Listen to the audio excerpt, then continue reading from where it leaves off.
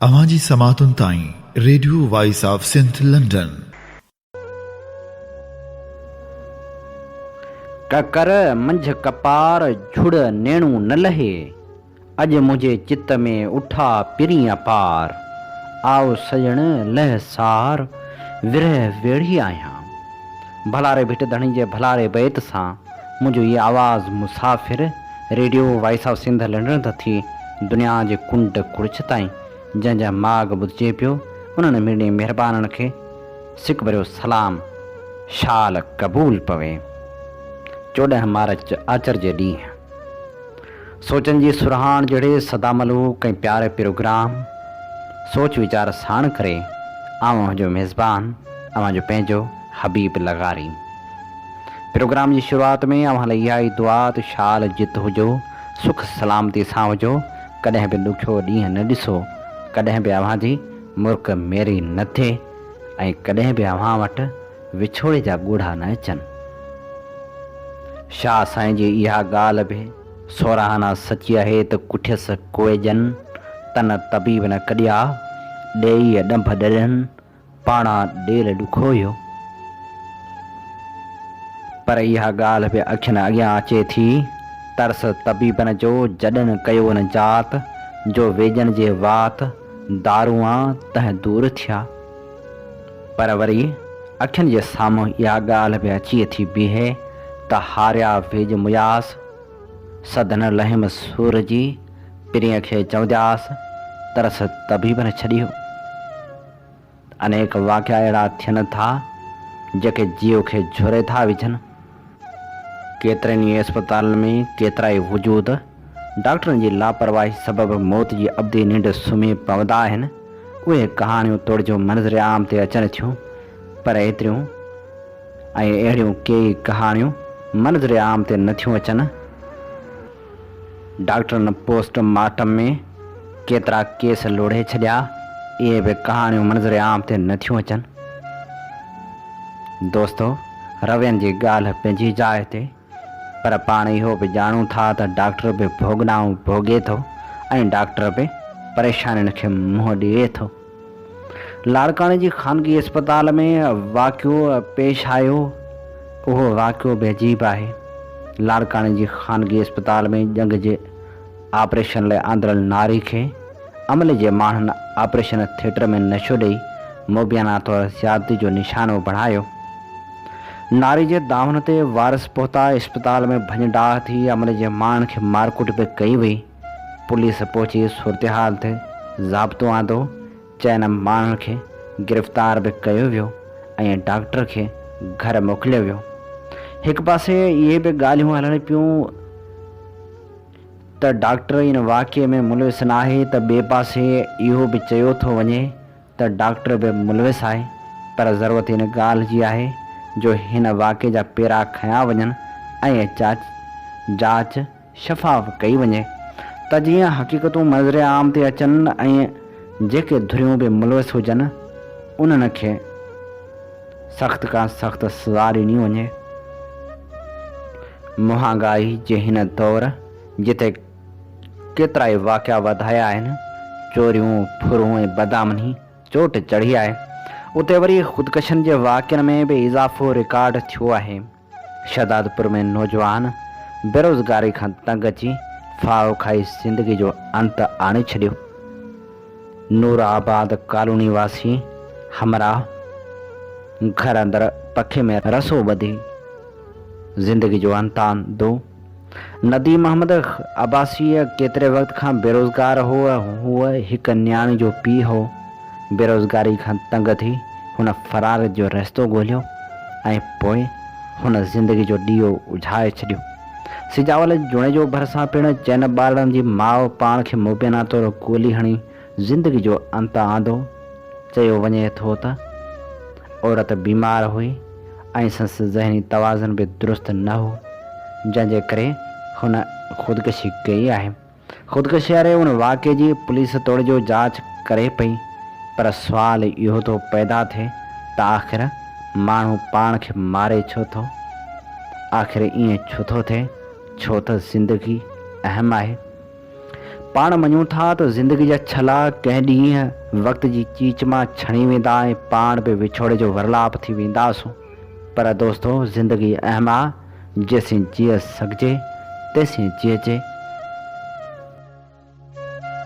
तजे चीच में ज़िंदगीअ जो छलो, वक़्त जे चीच में ज़िंदगीअ जो छलो, जो पिए घिर घिलो यार जल्दी मिलो, यार जल्दी मिलो, यार जल्दी मिलो, यार जल्दी मिलो, यार जल्दी मिलो, यार जल्दी मिलो। वक़्त जे चीच में ज़िंदगीअ जो छलो, जो पिए घिर घिलो यार जल्दी मिलो, यार जल्दी मिलो, यार जल्दी मिलो।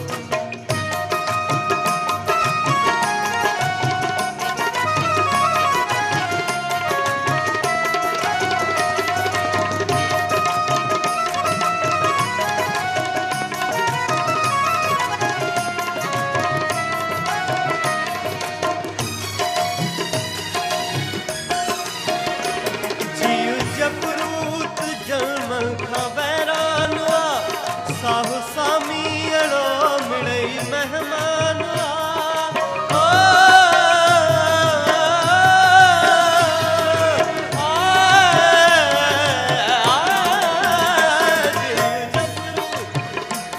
जीव जबरूत है, जीव जबरूत जलमल खां वैरान आ, साहु सामीअड़ो मिड़ई मेहमान आ।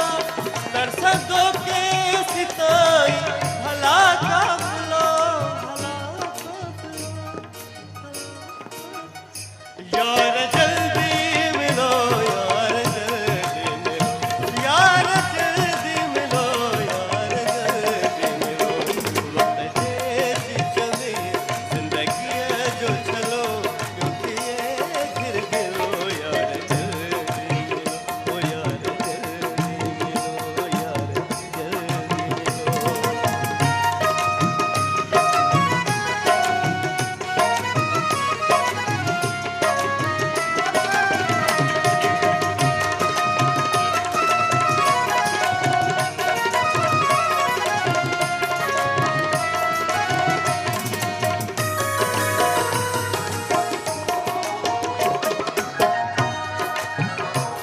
तो सा चाहत ऐं चरपण बि घटिबा वञनि, दिलि जा आराई अरपण बि घटिबा वञनि। ओ,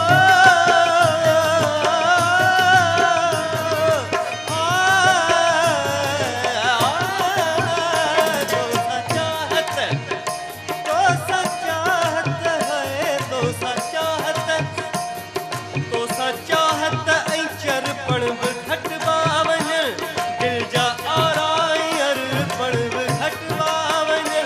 ऐं विछोड़ण में नाहे अला अला, ऐं विछोड़ण में नाहे रहो वलवलो, रहो वलवलो, रहो वलवलो। यार जल्दी मिलो, यार जल्दी मिलो, यार जल्दी मिलो, यार जल्दी मिलो। वक़्त जे चीच में ज़िंदगीअ जो छलो, जो पिए घिर घिलो यार जल्दी मिलो, ओ यार जल्दी मिलो, रे यार जल्दी मिलो।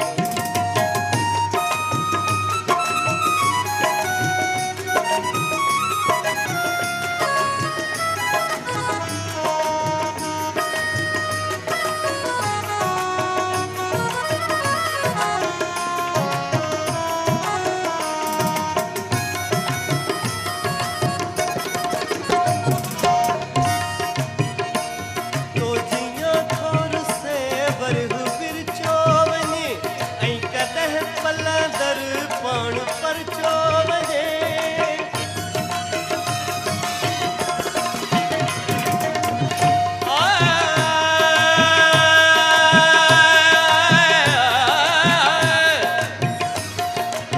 रेखाउनि जी रीत निराली, हथ जो रेखाउनि, रेखाउनि जी रीत निराली, हथ भरियल रेखाउन जी रीत निराली हथ भरियल ऐं जीवन खाली हुन खां भी को विछड़ा हूंदा हुन खां भी को विछड़ा हूंदा अख ॿुधाए थी कहाली तो जिया तो जिया है तो जिया तो जिया तो जिया पप द मम ध पप द नि ध पप द मम ध पप द नि ध रे ग रे ध प द नि ध प रे द रे द रे द रे तो जिया है तो जिया तौर से पर गुज़र चो वञे ऐं कॾहिं पलंदर पण पर चो वञे दिल ही समझे लथी दर्द आदाद लो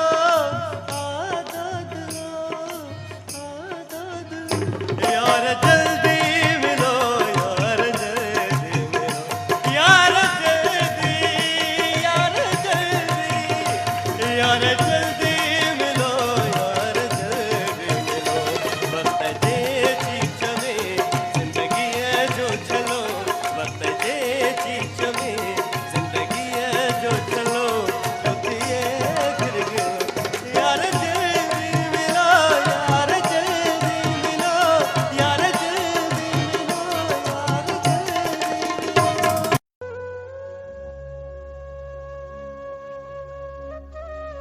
अॼु नाम्यारे कम्युनिस्ट अॻवान कामरेड जमालुद्दीन बुखारी जो जनम ॾींहुं आहे।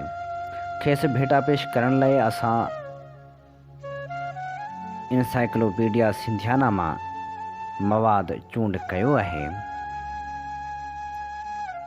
मशहूर कम्युनिस्ट अॻवान कामरेड जमालुद्दीन बुखारी जो असुल नालो सैयद जमालुद्दीन वल्द सैयद ज़ैनुल आबदीन बुखारी हो। हुन 14 मार्च 1900 ईस्वी में हिंदुस्तान जे शहर अहमदाबाद में जन्म वरितो। संस वॾनि जो तालुक़ उच जे बुखारी सादतनि सां हो।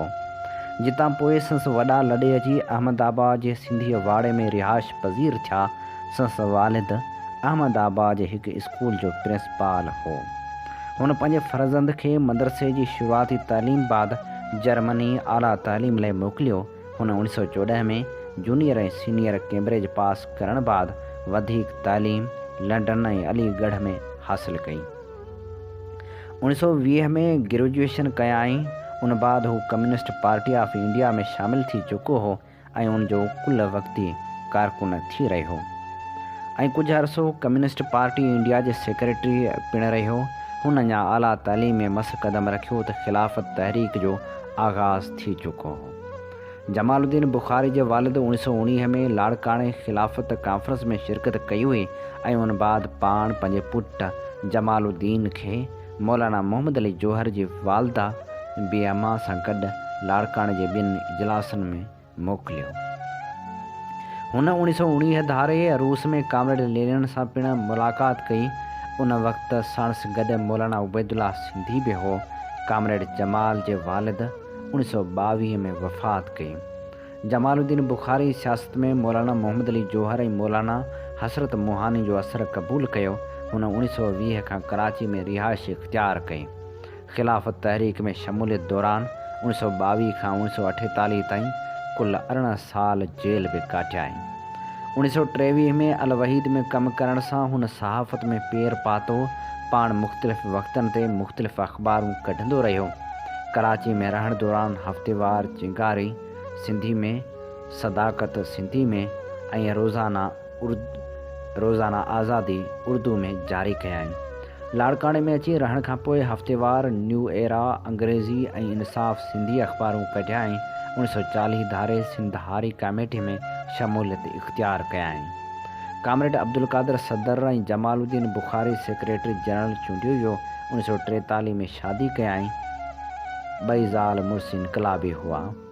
1946 में रॉयल इंडियन नेवी जी बग़ावत जी हिमायत में कम्युनिस्ट पार्टी तरफ़ां ईदगाह मैदान कराची में वॾो इज्तिमा करायईं।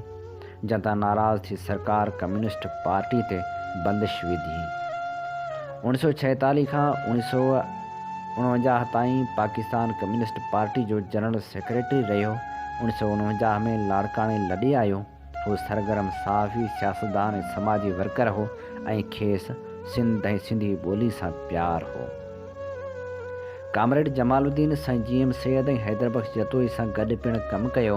चीन जो वज़ीर अज़म चूंडण लाइ मिस्र जो सदर जमाल नासिर, शहीद ज़ुल्फ़िकार अली भुट्टो ऐं ॿिया अॻवान संदसि सलाहियतनि जा क़ाइल हुआ।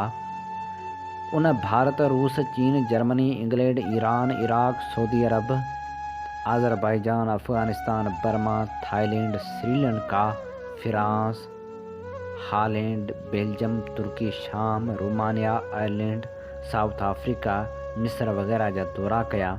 जवानी में हज बि कयाई। जवाहरलाल नेहरू बि हुन जे सलाहियतनि जो क़ाइल हो, जंहिंखेसि 1961 में हिंदुस्तान जे मरकज़ी वज़ीर थियण जी आछ कई, पर हुन सिंध ऐं सिंधियुनि सां इश्क सबबि, सिंध न छॾण सबबि माज़रत कई। हुन 1948 धारे स्टालिन सां कम्युनिस्ट पॉलिसी ते खुलियल इख़्तिलाफ़ कया, जंहिं करे पाकिस्तान कम्युनिस्ट पार्टी जे जनरल सेक्रेटरी जी जाइ ते संस बदिरां सजाद ज़हीर खे आंदो वियो। हिन आला पाए जे सियासी समाजी शख़्सियत 17 डिसंबर 1984 ते लाड़काणे में वफ़ात कई। संस सियासी जदोजहद ऐं ख़िदमतनि एवज़ अॼु बि हुनखे यादि कयो वञे थो। नाम्यारे शाइर सर्वेज सिजावली जो पिणु अॼु जनम ॾींहुं आहे। खेसि भेटा पेश करण लाइ मोहम्मद सलेमान वसाण जो लिखियलु मज़मून प्रोग्राम में शामिल करियूं था। सिंधी ज़ुबान में अवामी इनकलाबी शाइरी करण ऐं उहा जलसनि ऐं जुलूसनि में पढ़ी अवाम जो रत गरमाइण ऐं मंझंदि वतन दोस्ती ऐं क़ौमपरस्ती जा जज़्बा पैदा करण, जाबरनि ऐं ॾाढनि सां हिमत ऐं मुड़सी सां मुंहुं ॾियण वारा जज़्बा पैदा करण, खेनि पंहिंजे हक़नि लाइ सुजाॻ करण जहिड़ा मोरका सरकंदड़ सर्वेज सिजावली जो नालो सिंधी शाइरी में अहम हैसियत वालारे थो। मोहम्मद सिद्दीक़ वल्द ख़मीसो ख़ान तारड़ो, जेको अॻिते हली सर्वेज सिजावली जे नाले सां सिंध में मशहूरु थियो, उहो 14 मार्च 1937 में सिजावल खां 2 मैल उभरंदे पासे हिकु कलराठे मैदान ते अॼुल ॻोठ इब्राहिम तारड़ो में ॼाओ। हू अञा तंजण में ई हो त संस पीउ उतां लॾे बदीन पासे ॻोठ लखाने सारिजे ॾांहुं वियो। उते सर्वेज जा नानाणा हुआ। हुन उते जे प्राइमरी स्कूल में 4 दर्जा पास कया। सारिजन जे ॻोठ मां किन सबबनि जे करे स्कूल खॼी वियो त संस तालीम जो सिलसिलो बि उते ई बीही रहियो। हाणे हूअ पीउ खे बनी ऐं माल में हथ वढाइण लॻो। संस पीउ उते हारप ते बनी कंदो हो। संस माल लाइ हूअ बबरनि जी ॿोरी रोड़ींदो हो ऐं वॾेरनि जे बेगरनि में बि वहंदो हो। 1951 में संस पीउ सारिजन जे ॻोठ मां लॾे मोटी पंहिंजे अबाणे ॻोठ तारड़नि में आयो।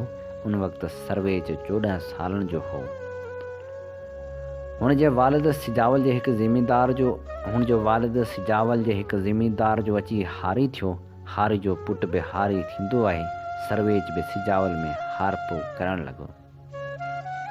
हारप जे ज़माने में मूं ॾिठो त हारी जी सॼे साल जो पोरियो कंहिं न कंहिं पर ज़मींदार खाई थो वञे। सर्वेज चवे थो उहो नाहक सर्वेज खां सठो न थियो ऐं उन नाहक जे ख़िलाफ़ु सर्वेज बग़ावतूं कयूं। कमदारनि सां विढ़ियो, मुंशियनि ऐं मैनेजरनि सां विढ़ियो, जंहिं तां उहे हारप खसे वठंदा हुअसि। अहिड़ी तरह पाण 3 ज़मींदारनि वटि हारी थी रहियो, पर जिते किथे उहा ई कार हुई। उन्हनि ॾींहंनि खेसि नाले कढण जो बि शौक़ु हूंदो हो, सो वञी मल विढ़णु लॻो। पर मल जे फन में ॼाण न हुअण सबबि पहलवाननि हुनखे ॾाढा धक ॾिना। नेठि हुन शौक़ तां हथ खयाई। रोज़ ज़मींदार हथां बेदख़ल थियण खां पोइ संस दिलि में जेका आंध मांध थी, हुन चाहियो त उन्ही जो शाइरी वसीले इज़हार करे। नंढपिण में मौलवी अहमद मल्ला जा शेर पढ़ंदो हो ऐं उन्ही खां काफ़ी मुतासिर बि थींदो हो। मथां वरी मोहम्मद उस्मान डीपलाई जा किताब पढ़ियाई त हिकु संस जज़्बा जोलानी में शइ जो रूप वठी निकिरणु लॻा ऐं 1957 खां बाक़ाइदा शाइरी शुरू कयाई। जेतोणीकि शाइरी में को बाक़ाइदा उस्ताद न वरिताई, पर मौलवी अहमद मल्ला खां हिकु अधु भेरो इस्लाह करायाई ऐं सदाई जे लाइ संस शिदाई बणिजी पियो। संस शाइरी शुरू करण वारो ज़मानो मार्शला जो दौर हो। अयूब खान अच्छे कार्य जो मालिक हो। हुन 1958 में हिकु सरकारी जलसे में शेर पढ़ियो, जे न आयो छेड़ते बस को खणी हिकिड़ी महल, हुत वॾेरे वात फाड़ियो हित वॾेरे जी विफल, डंड टीणो ढोर ढक में थियो फसल खां बेदखल, मार गारियूं मर्क तह ते ॿिया बि कई ख़तरा खलल। उन वक़्तु ठठे जो कलेक्टर मोहम्मद यूसुफ जुणेजो हो, जेको पिण उन जलसे में मौजूदु हो, जेको खांइसि ॾाढो मुतासिर थियो ऐं खांइसि हाल अहवाल वरिताई। सर्वेज खेसि ॿुधायो त बेदख़ल हारी आहियां, बेरोज़गार आहियां, तंहिं खेसि टाउन कमेटी सिजावल में नाके मुंशी जी नौकिरी वठाए ॾिनी। सर्वेज सिजावली उहा नौकिरी शुरू कई।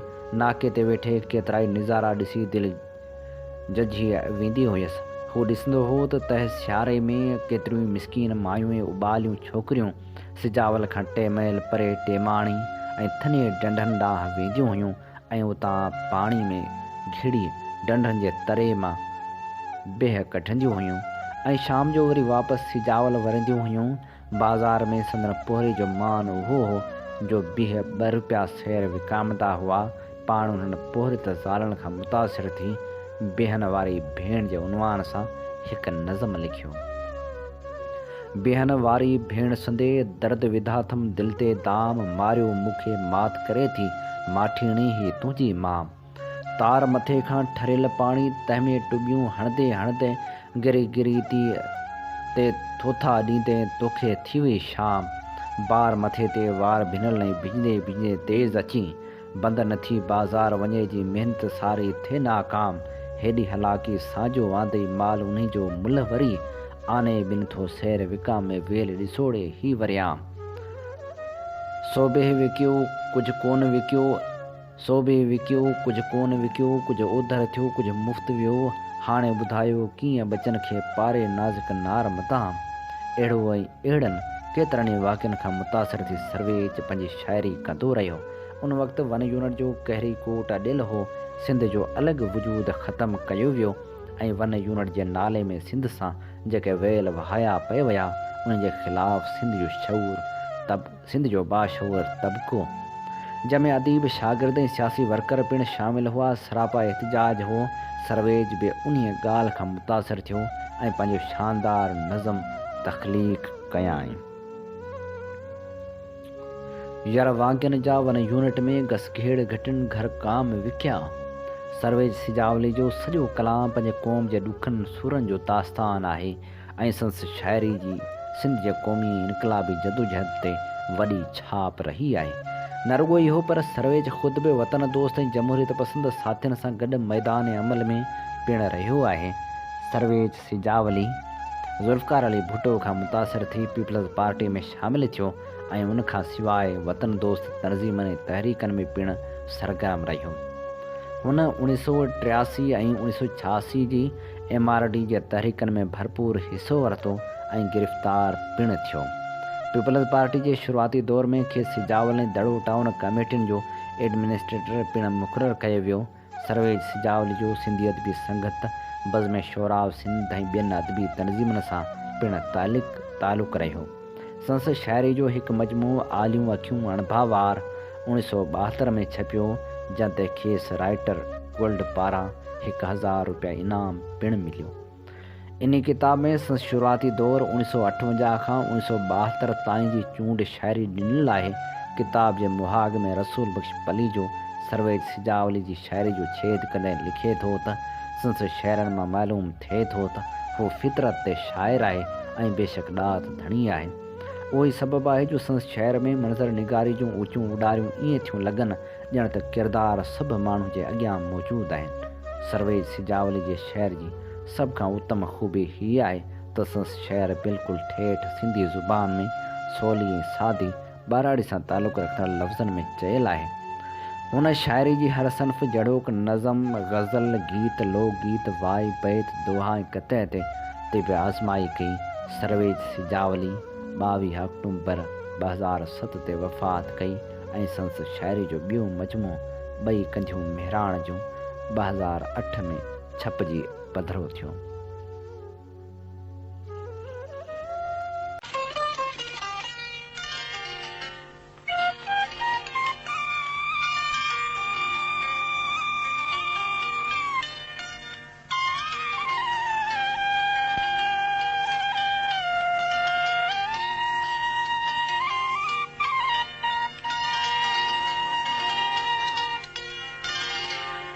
हकीकत जे चवण खां हकीकत जे चवण खां जेको मुनकर थियो त छा थी पियो सही वञबो अगर आदिल भी सितमगर थियो त छा थी पियो ॾिसी ख़ुश न थी ज़रदार पंहिंजा महल ऐं माड़ियूं ॾिसी ख़ुश न थी ज़रदार पंहिंजा महल ऐं माड़ियूं अगर दरिया वहंदड़ जे मथां घर थियो त छा थी पियो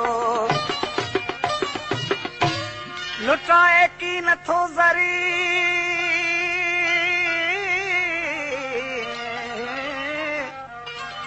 लुटाए की नथो ज़र राहे मौला में अंधे वट माल मेड़ण जो मुयसर थियो त छा थी पियो पहिरीं इंसान खे खपे अखलाक जी दौलत पहिरीं इंसान खे खपे अखलाक जी दौलत कंजर लाहौर जो जे तवंगर थियो त छा थी पियो ही दुनिया आहे ख़ास अल्लाह अकबर जी ऐदादन हीअ दुनिया आहे ख़ास अल्लाह अकबर जी ऐदादन हिते थोड़े अरसे लाइ को अवसर थियो त छा थी पियो असांजे मुल्क जा माण्हू न हड़ चटकनि त ॿियो छा कनि चिरनि जहिड़ा सॼो ॾींहुं कम न चरबट कनि त ॿियो छा कनि छॾे पंहिंजी हसी जोए कंहिं वाहियाणी या दाईअ मां छॾे पंहिंजी हसी जोए कंहिं वाहियाणी या दाईअ मां वॾेरा हर नए सिज जे नई वट कनि त ॿियो छा कनि पुलिसी बेरिया अफ़सर भॼाए चोर खे हथ सां मुछूं पो ॿई न भागे जूं पटे पट कनि त ॿियो छा कनि सुणी सौ कोह ते सण भी कंहिं दावत जो मुला मुफ्ती सुणी सौ कोह ते सण भी कंहिं दावत जो मुला मुफ्ती चटे मस्जिद में पंहिंजा हथ नसे चट कनि त ॿियो छा कनि कज़ा सां के मियां जी जे पवन अटकी कंहिं ॿोटीअ तां पटे हिक ॿिए संदियूं ॾाढ़ियूं नसे पट कनि त ॿियो छा कनि नियाणियूं कौम जूं अॼुकल्ह वधाए वार वासींगी नियाणियूं कौम जूं अॼुकल्ह वधाए वार वासींगी दिली पी दौर हिन में से न जे कट कनि त ॿियो छा कनि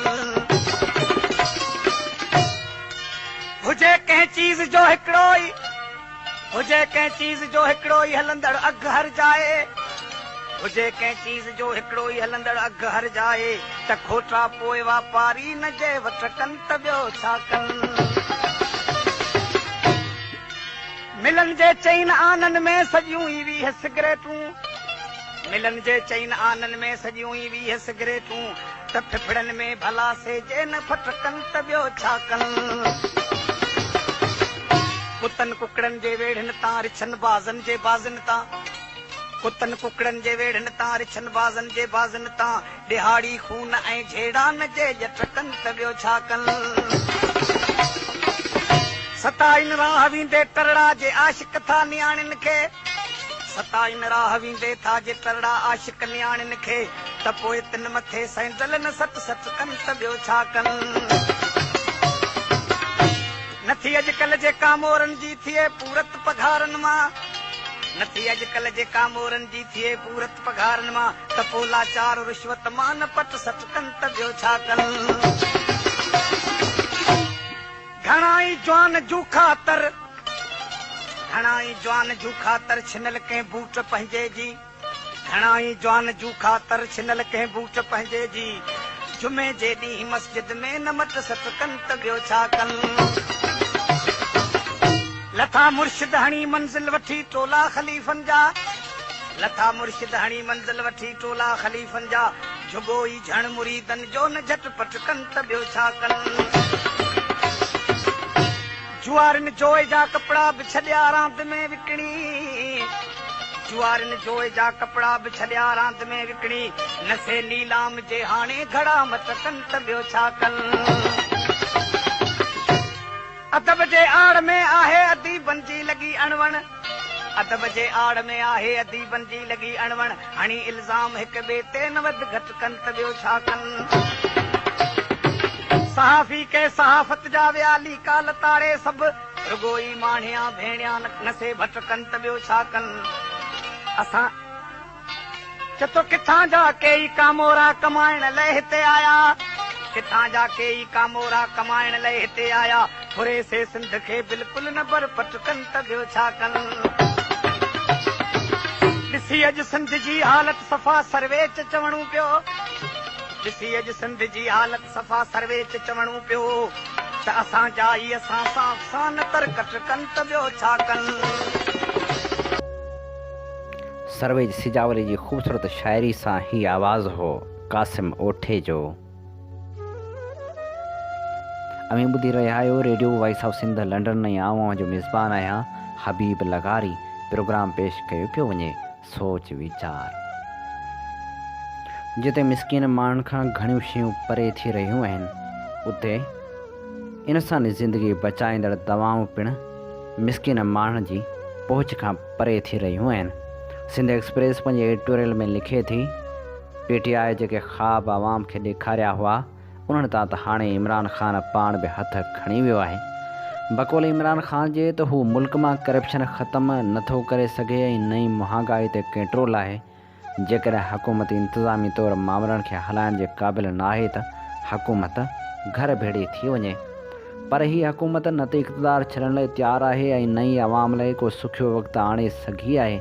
लॻे ईअं रहियो आहे त बाक़ी 2.5 साल बि जेकॾहिं ही हुकूमत रही त आवाम लाइ अञा बि ॾुखियो वक़्तु अची वेंदो। मुल्क में महांगाई केतिरी वधी वई आहे उन जो अंदाज़ो उन ग़रीब आवाम खे आहे जेको ॾिहाड़ी ते कमाए थो या उहो माण्हू जेको पघारदार आहे उन ते मुआशी बार घणो पियो आहे। आम वाहिपे जूं शयूं त महांगियूं थियूं आहिनि पर हयाती बचाईंदड़ दवाउनि जे अघ में जेका वाध कई वई आहे उन आवाम जो जीअण वाक़ई बि हराम करे छॾियो आहे। उनखां अॻु बि दवाउनि जे क़ीमतनि में 400% ताईं वाध थी चुकी आहे।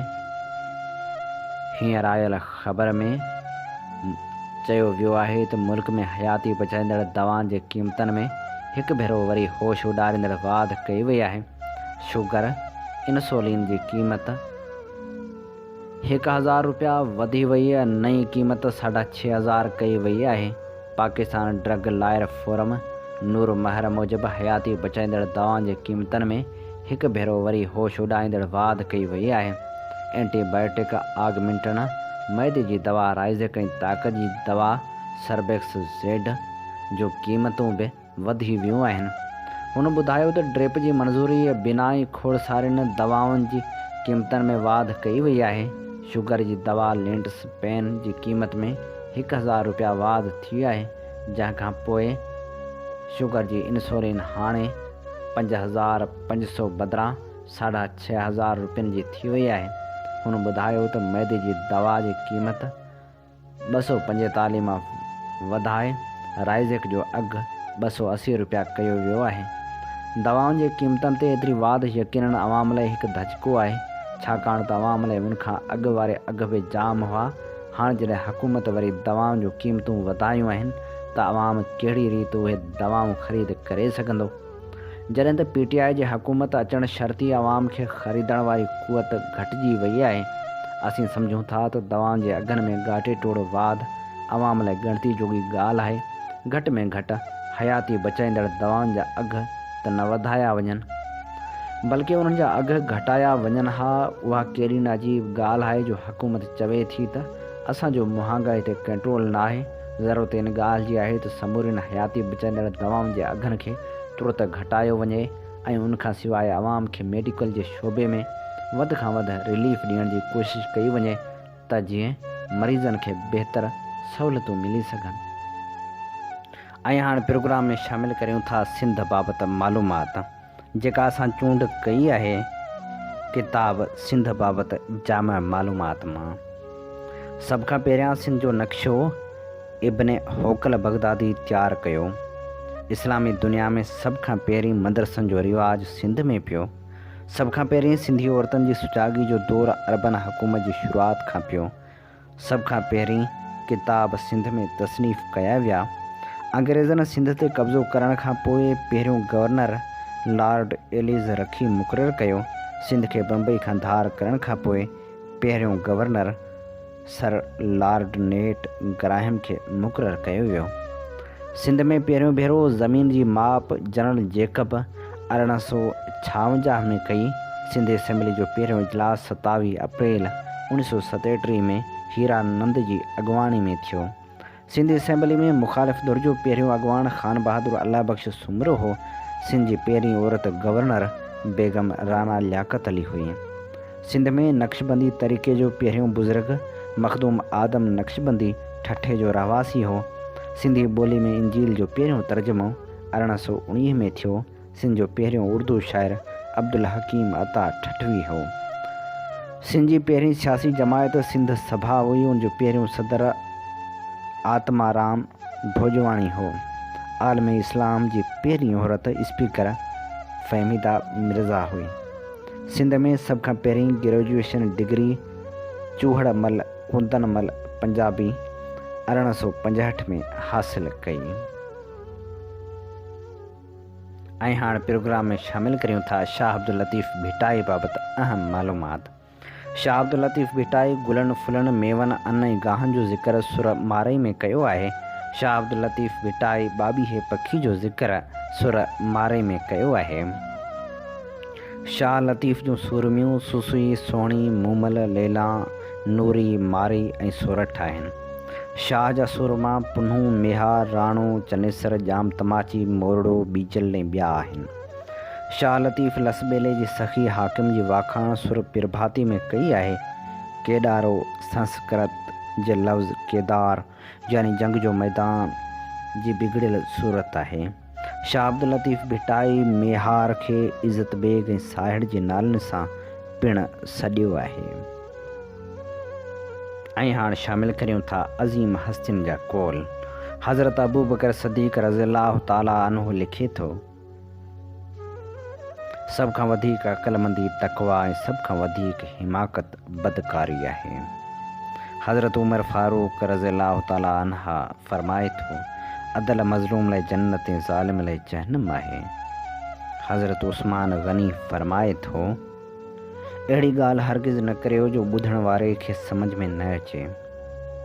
हज़रत अली करमुल्लाह वजहू फ़रमाए थो, जॾहिं तूं कंहिं ते अहसान करीं त उनखे दिलि में रख, उनखे ॾेखाव जो ज़रियो न बणाए।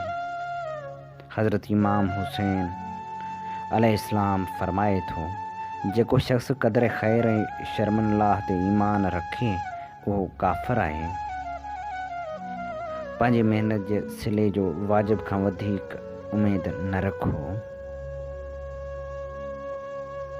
साज़ बिना आवाज़ बि कमाल जा हूंदा आहिनि। कंहिंखे गीत जॾहिं करण जा कंध लताड़ींदा आहिनि त ॼण दिलि जा तर्जमान थी पवंदा आहिनि। अचो त ख़ूबसूरत गीत ॿुधूं अयूब लेगारी खां। किथे सुहिणा तुंहिंजी मंज़िल आ, उजड़ी वई हिते असांजी महफ़िल आ। ओ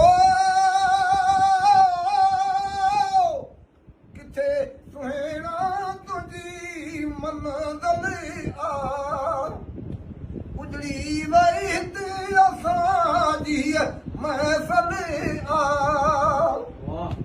ऐं बाह बदन में वो भड़के थी,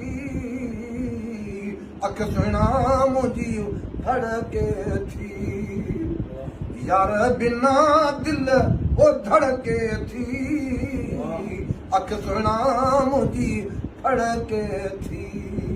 अख सुहिणा मुंहिंजी भड़के थी। है रात जो बादल भरजन था, ओ रात जो बादल भरजन था। याद तुझी में ॾींहं गुज़रन था। मथां खेवण गोड़ करे वो कड़के थी, अख सुहिणा मुंहिंजी फड़के थी। यार बिना दिल वो धड़के थी, अख सुहिणा मुंहिंजी फड़के थी। अख सुहिणा मुंहिंजी फड़के थी। है यार वली तोखे सारे पियो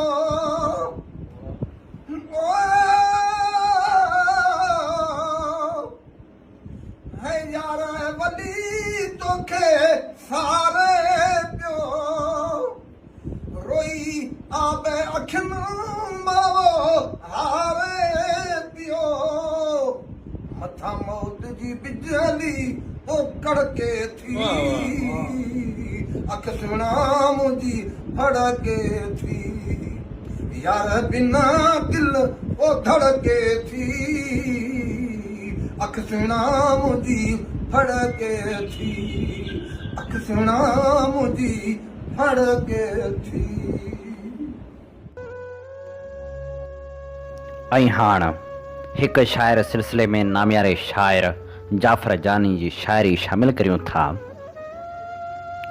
नफ़ीस आरसी टुटी जॾहिं खां एतबार जी असां तॾहिं खां आरज़ू छॾे ॾिनी बहार जी।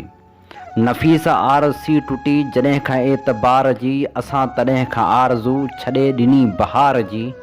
उहा बि का हयात आ न रंग आ न रोशनी न बाख में उमेद का न शाम इंतज़ार जी। न छेड़ हीर रागणी न आछ चंड चांदनी नथी खपे इहा ख़ुशी उधार जी। गली गली रुलियो हुयो सुगंध जी सदा खणी मिली न मोट क़ौम खां फ़क़ीर खे पुकार जी। अञा त राग जाग जा सलेब ते बि ग़ाइबा अञा त तार आख़िरी छिगी नवा सितार जी। अजीब हो ग़रीब हो हसास हो निरास हो मज़ार ते लिखो इहा कथा वफ़ा शुआर जी। अव्हां त ठीक था खिलो असां मथां भले खिलो अव्हां चखी न चाशनी निहार जी कटार जी।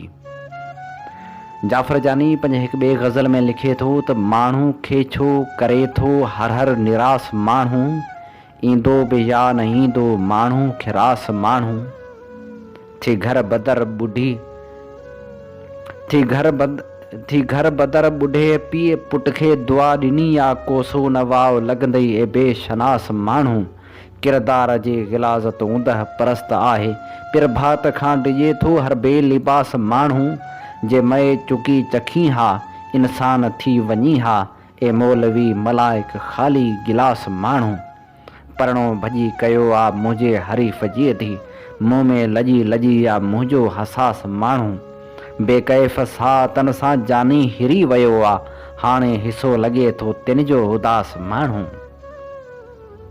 जाफ़र जानी पंहिंजे हिकिड़े ॿिए ग़ज़ल में लिखे थो त सुनहरी बाख जा इम्कान आहियूं असां नए उहिदे जा उनवान आहियूं असां ते मुफ़लसी खे नाज़ आहे असीं अहसास जा सुल्तान आहियूं अक़ीदनि जा अकूबत घर न अछियो असां लाइ केचा इंसान आहियूं अगरि आयो जीअण सदियूं न मरबो न आयो पोइ ॼण महिमान आहियूं असां में बेनियाज़ी कहर जी आहे वली आहियूं अलाए नादान आहियूं वबा घर में पखड़जी वई अनाजी समूरा फ़र्द फ़ने ख़ान आहियूं।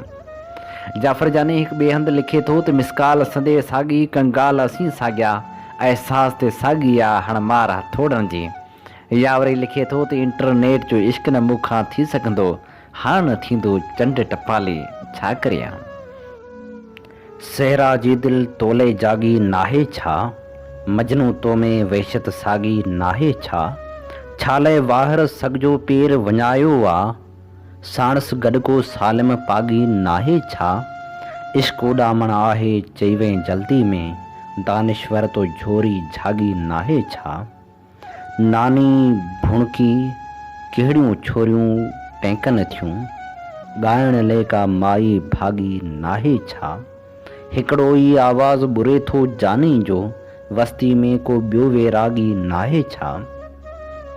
जाफ़र जानी पंहिंजे ग़ज़ल में लिखे थो त मूंखे मुंहिंजी मुंहुं जी पारत केरु करे तूं ई तूं खां हाण बग़ावत केरु करे केरु नदी जे लहरनि जा असबाब ॻणे दिलि छो आहे बेचैन वज़ाहत केरु करे तुंहिंजी चाहत फैज़ न ॾींदी ॼाणूं था लेकिन तर्क पुराणी आदत केरु करे तोरे अख़्थू छी ही दुनिया खोजी आहे कोझी शैले उकबा गारत केरु करे हाण हिते बसि पाक निमाज़ी बचिया हूं हाण हितां जी साफ़ गिलाज़त केरु करे, डहंदो ठहंदो रहंदो आहीं जानी तूं, अहिड़ी पंहिंजी यार अॾावत केरु करे।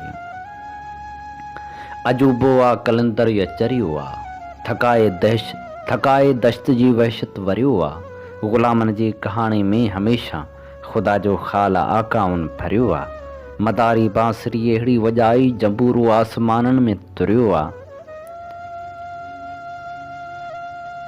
जाफ़र जानी पंहिंजे ग़ज़ल में लिखे थो, तोतां घोरे तुंहिंजी झोरी चूड़ियां माणियां थो, तोखां तोखे चोरी चोरी चूड़ियां माणियां थो, मुंहिंजी मुंहुं नूरी सालनि खां रुञ लताड़ी पए, तूं बणजण जी लोरी चूड़ियां माणियां थो।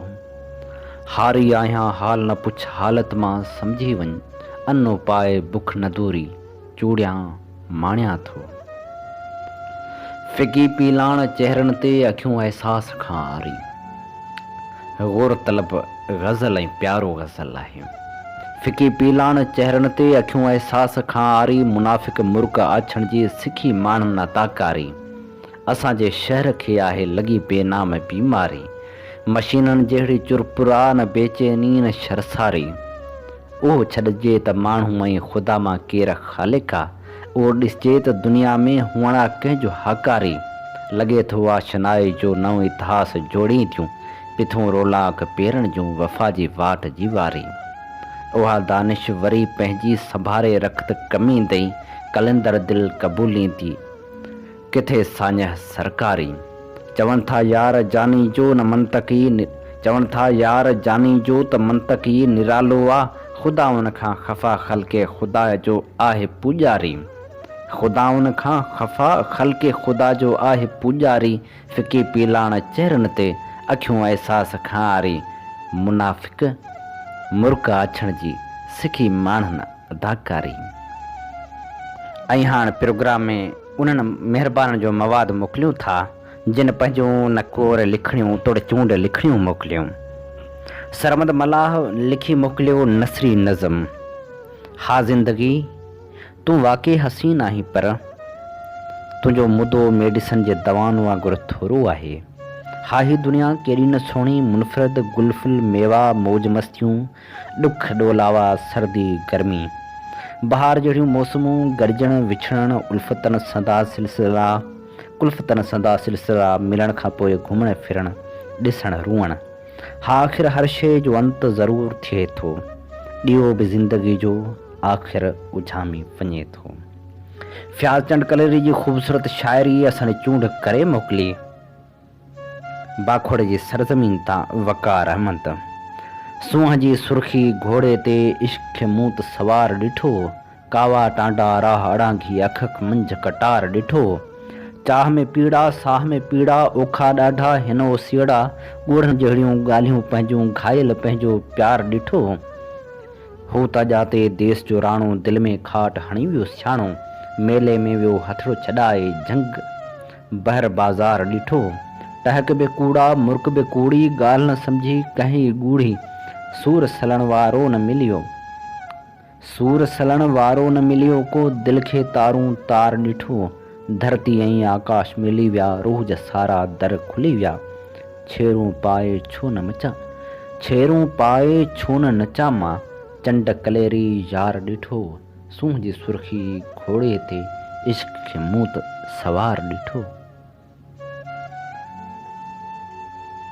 ख़ूबसूरत ग़ज़ल मोकिलियो नाम्यारी शाइरा फरज़ाना शाहीन, किरदार खां मथां सिंगार ई न आहे, जो सिंध खां थे प्यारो सो प्यार ई न आहे, जोगियनि जो देस सारो थो अमन खे विरहाए, हिन जूअ में किथे को तकरार ई न आहे, हर कंहिं जे हाउ में आ ॻोढ़ो ऐं सूर गोरो, तन्हा रुअनि था कोई ग़मख़ार ई न आहे, दरियाह जो सफ़र आ साॻियो उहो सदियुनि खां, चाहत न काई सुहिणी मेहार ई न आहे, ख़ुशबू जूं छॾूं मैदूं शाहीन थी सियाणी, पोपट न ईंदो कोई गुलज़ार ई न आहे।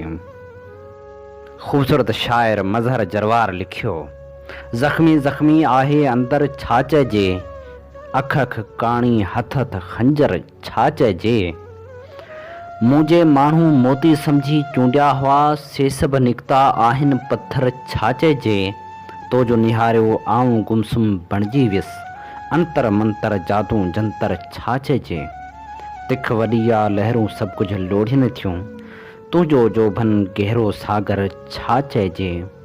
मूंखे कोन खज़ानो घुरिजे तोखां ॿियो, हिकिड़ी मिठड़ी हिकिड़ो भाकुर छा चइजे। आऊं समूरो शहर सिंगारियां गुलनि सां, जे तूं मूं ॾे ईंदे दिलबर छा चइजे। मुंहिंजे ग़म में शाम बि थी ग़मकीन लॻे, व्याकल व्याकल आहिनि मंज़र छा चइजे। अखियूं पूरे हर कंहिं ते वेसाह करे, पागल माण्हू आहे मज़हर छा चइजे। ज़ख़्मी ज़ख़्मी आहे अंदर छा चइजे।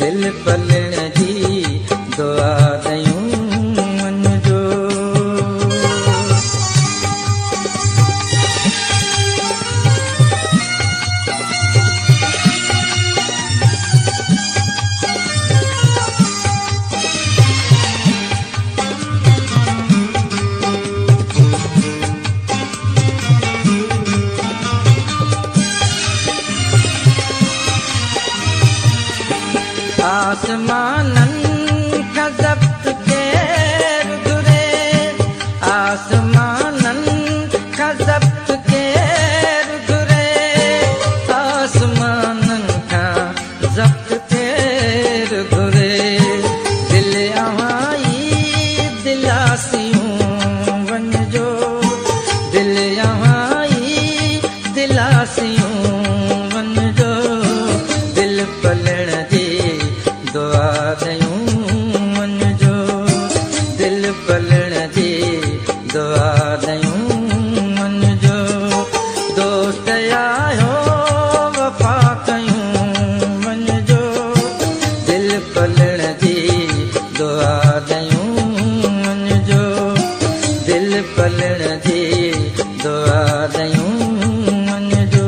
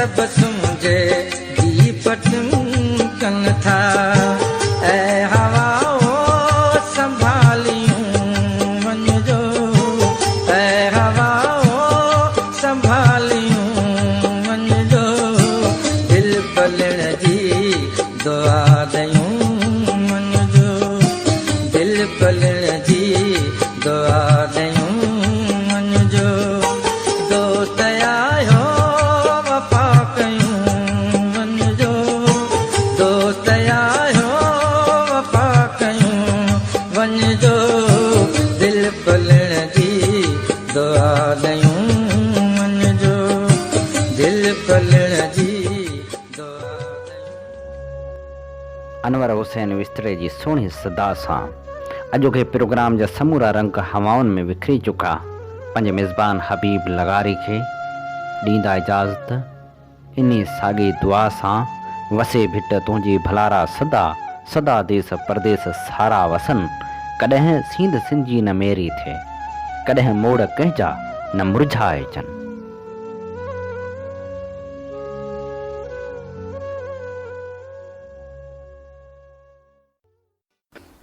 सिंधु मुंहिंजी अमा सूंह तुंहिंजी मथां छा लिखी छा लिखां छा लिखी छा लिखां ओ सिंधु मुंहिंजी अमा दुनिया जा सिंधियो हिकु मुठ थी सिंध बचायो सिंधु मुंहिंजी अमा सूंह तुंहिंजी मथां छा लिखी छा लिखां सिंध जो क़ौमी आवाज़ radio voice of Sindh London.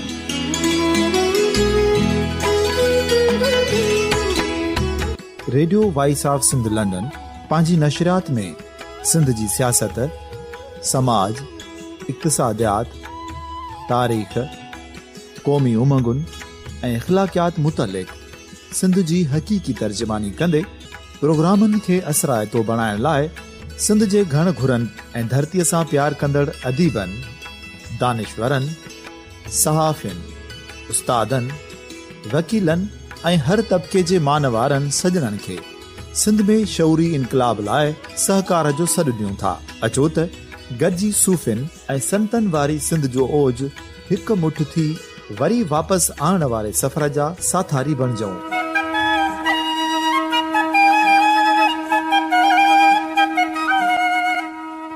हिकु नए सुबुह जी शुरूआत जो पड़ाॾो घर घर ॻोठ ॻोठ ऐं शहर शहर ताईं पहुचायो शाल सिंध आबाद ऐं ख़ुशहाल थिए सिंधी माण्हू सुखियो ऐं सताबो थिए।